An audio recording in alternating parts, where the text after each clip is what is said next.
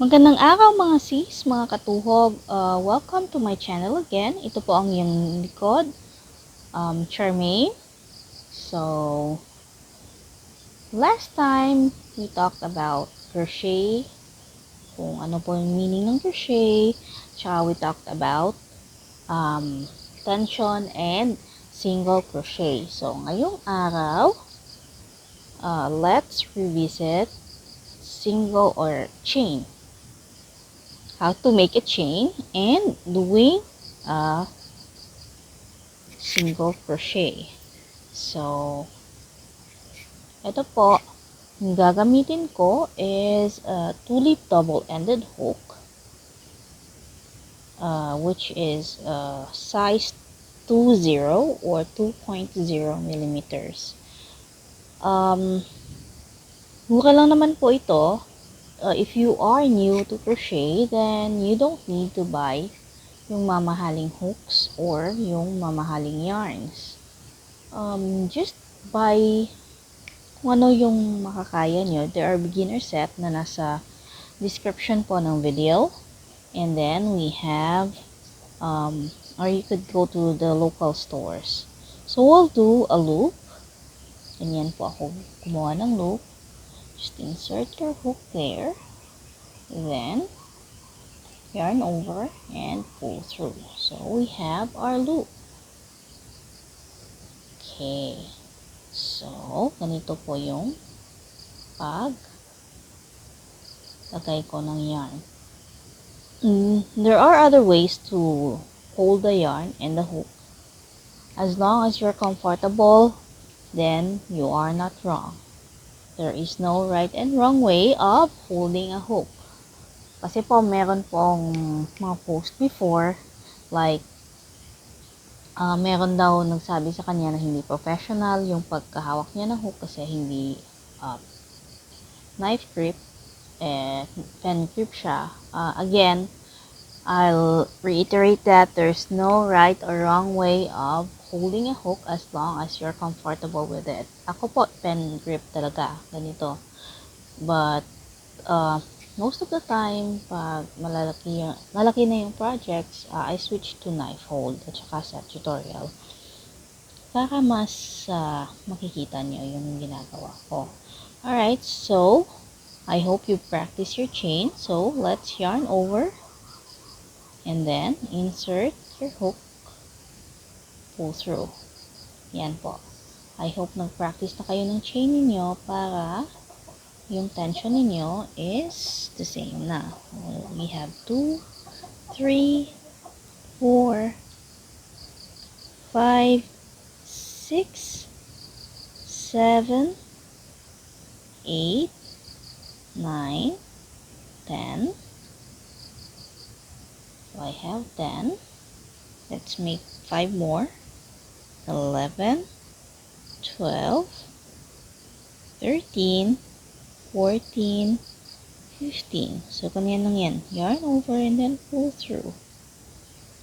Alright, so, we have 15. Ayan. The tension is just right. Para sa akin. So, pull this. And then, to make a single crochet, you need to add one more chain for the height. And then, asa natin para makita nyo. Ay, bakit nilangaw? Haha, sorry, nasa bundok po. So, ayan, naririnig nyo is mga hingi ng ibon. Mga anong animals dito. Okay. So, we'll insert our hook on the second chain. So, that's 1, 2. Let's insert there. Second chain. Yarn over. And then pull through. Alright. So, gusto ko lang makita nyo. We have 2 loops on our hook. Medyo maliit po yung yarn kasi this is Canon mirrors. So, Monaco and Canon mirrors are cotton yarns. Alright, so, we'll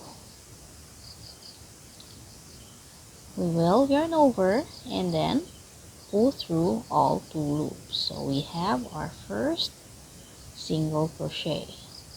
Let's put a stitch marker there. Pag baguhan po kayo, dapat po maglagay palagi ng stitch marker sa unang stitch para hindi po tayo malito pag turn natin sa next row. Pagawa natin sa next row.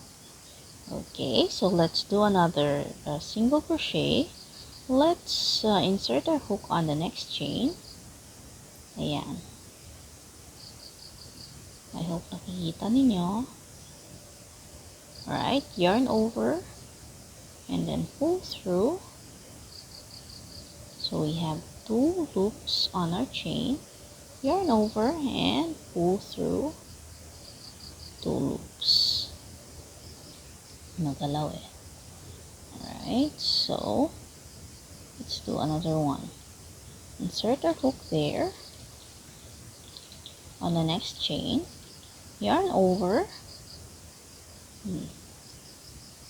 Then pull through.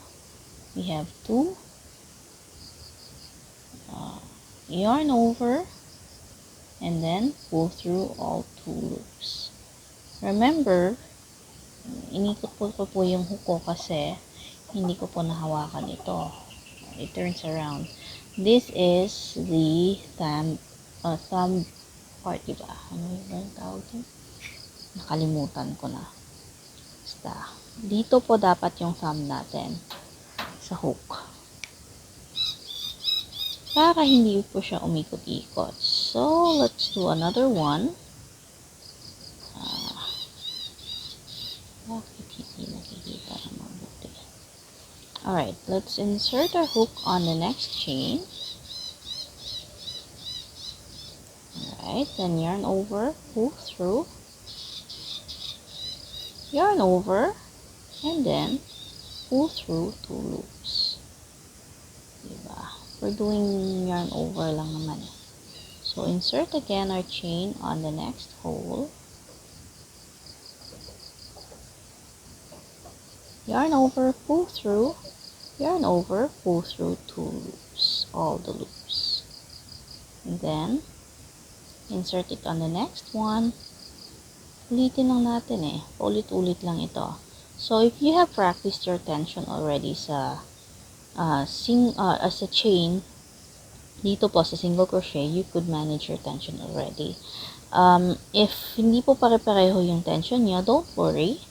Just practice, keep on practicing. Yung anak ko nga is practicing as well. And, nag-i-improve na po yung tension niya. Just keep doing it. Pag mali po, don't hesitate to start all over again. Frog it, and then start all over again. So, there. Next one.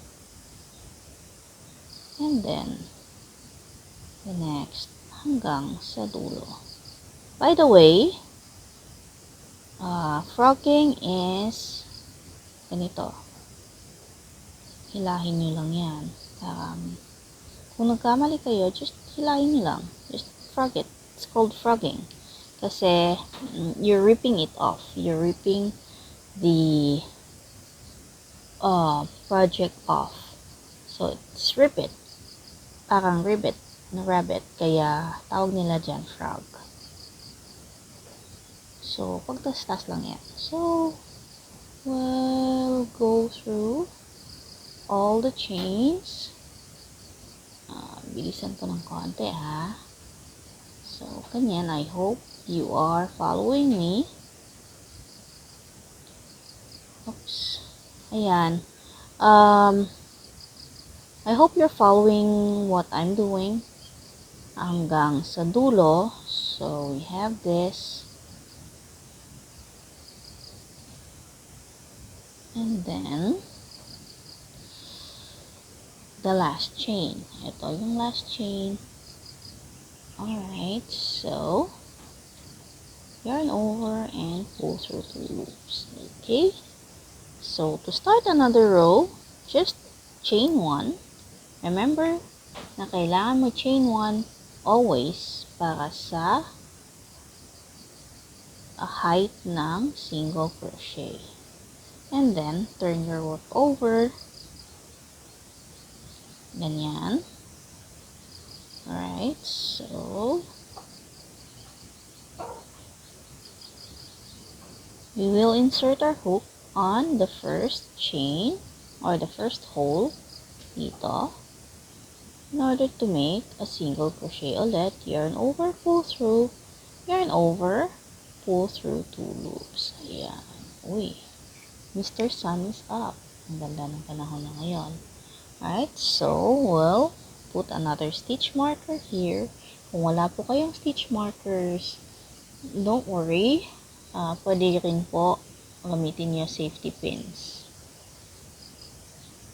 or hairpin. Okay. Alright, so we'll go through all the stitches again.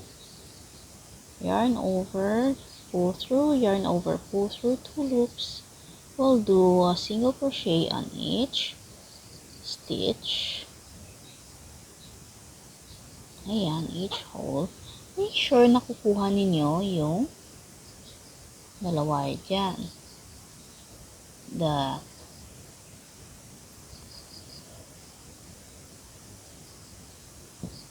Okay, the front loop and the back loop. Diba? We talked about that on the last video. So, dapat po, dalawa. Pag-insert nyo po, you get all 2 loops. Front and back. Ayan. Ayan, mas malinaw na.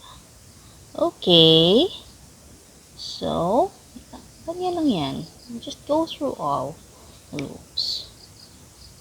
If you want to use Canon mirrors or Monaco mirrors or whatever mirrors na yarn, you could buy this from Yarns and Stuff Manila and Argonauts. Sorry, yan lang po yung naaalala ko na merong mirrors na benta. For all the other shops, you could check out my list na ipopost ko po for whatever yarns you are looking for. Alright, so we're nearing the end. Okay, one tip pala. Kung hindi kayo gumamit ng stitch markers, just look at the upper part. Blurry, sorry. Ito po, yung upper part, as you can see, nag-V siya. It's V. As long as there's a V there, it's another stitch. So, kung hindi kayo gumamit ng stitch markers, just turn your work. Tingnan nyo po dito sa taas. So, this is the last one. Kung kukunin natin to, baka makita ninyo. Alright, so ganyan yan. There's a V, V, and V. Ito, wala na. Kasi, this is a single crochet. So, just look at that one. Kung hindi kayo gumagamit ng stitch markers. It's a trick. Para sa amin po, na matagal na nagko-crochet, yan po yung ginagawa namin. Kasi, minsan hassle din yung stitch markers. But always use a stitch marker if you are new sa pag-crochet. Okay?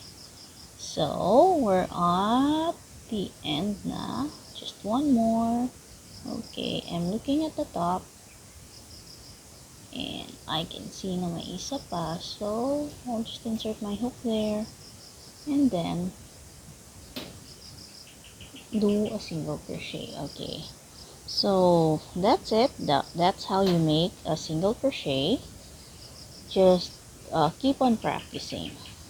So, I'm gonna end this, or puputulin ko na. So, I'm gonna do one chain, and then, puputukin ko siya, yung thread. Pagputol niyo po, just make it long enough para po maka-wave ng ends. And then, pull your hook. Tighten it. Ayan. Knot na siya, diba? Okay, so that's it for today. We'll do another project on our next video. See you. Salamat mga sis.